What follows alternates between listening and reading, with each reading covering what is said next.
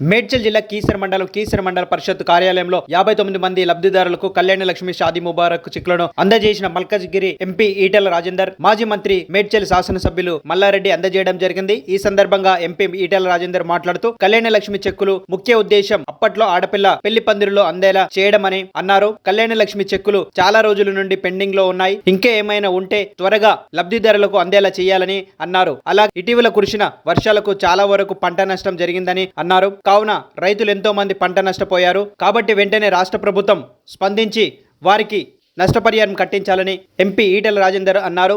వెంటనే చూసి వారికి తగిన సహాయం చేయాలని అధికారులకు సూచించారు. రాష్ట్ర ప్రభుత్వం వెంటనే రైతుల పంట నష్టం అంచనా వేసి వారికి నష్టపరిహారం అందించాలని అన్నారు. FTL బఫర్ జోన్ లో కట్టుకున్న నిరుపేదలు ఉంటే వారికి దూరాన ఉన్న ప్రభుత్వ భూముల్లో ఇండ్ల స్థలాలు కేటాయించాలని అన్నారు.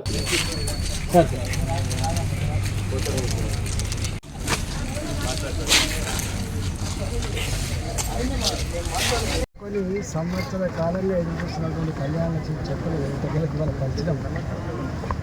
కళ్యాణ లక్ష్మి ఈ కార్యక్రమం లాంచ్ అయినప్పుడు ఆడ పెళ్లి పందిరిలోనే చెట్టు వెనక అందించగలిగితే ఆడపిల్ల తల్లిదండ్రుల మీద భారం పడేటువంటి ఆస్కారం ఉన్నది. అది ఆ విధంగా అమలైతే బాగుండేటువంటి ఆస్కారం అన్నారు.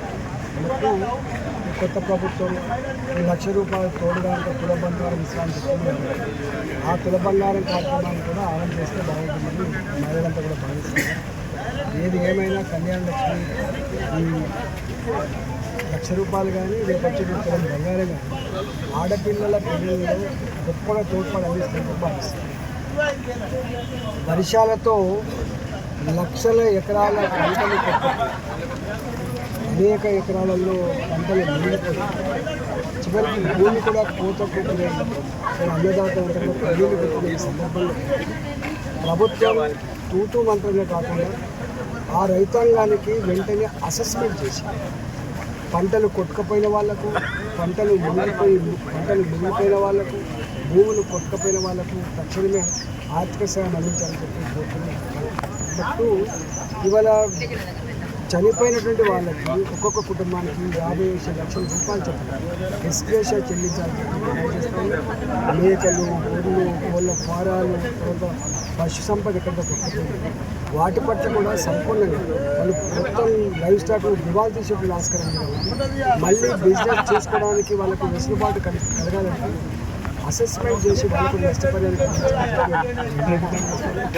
మూడవది ఇవాళ ఇల్లు కొట్టుకుంటుంది. ఇలా ఇల్లు సంపూర్ణంగా మునిగిపోయింది.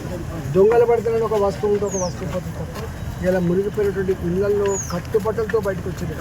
వాటికి తూతూ మంచిగా 12,000 రూపాయలు, 15,000 ఇచ్చి ఇంత కిరోసీలు, ఇంత బియ్యం ఇచ్చే కార్యక్రమం కాకుండా వాళ్ళ ఇళ్లల్లో ఇలా టీవీలు కాలిపోయినాయి, ఫ్రిడ్జ్లు కాలిపోయినాయి, అనేక రకాల వస్తువులు ఖరాబ్ అయిపోయినాయి కాబట్టి అసెస్మెంట్ చేసి వాళ్ళకు కూడా కుటుంబ పరంగా వాళ్ళకు వెసులుబాటు కల్పించాలని చెప్పి నేను డిమాండ్ చేస్తాను.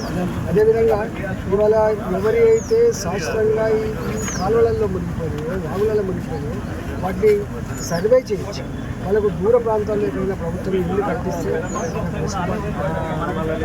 భావిస్తాము. అదేవిధంగా ఇవాళ ఈ వరదల సందర్భంగా ఎక్కడెక్కడైతే రోడ్డు కొట్టుకుపోయినా, ఎక్కడెక్కడైతే మొత్తం యుద్ధ Hello everyone, Namaste, this is Sushmita Banerjee.